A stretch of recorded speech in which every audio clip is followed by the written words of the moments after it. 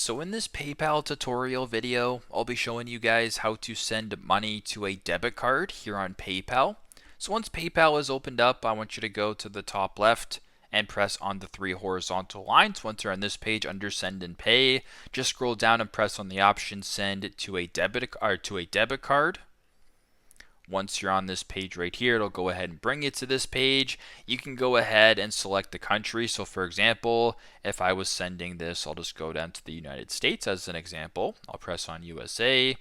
It'll then bring me to this page. So it'll show you the conversion rate right here. So you can go ahead and send this from Canadian to American or whatever the currency may be. I'll just go ahead and select on next, as this will be a bank deposit.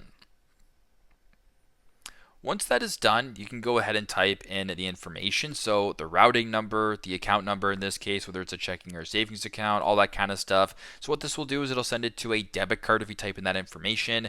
Go to the bottom, press on next, and then you can proceed with the steps that way. So that is how to send money to a debit card on PayPal. Thanks again for watching, and I hope this video helps.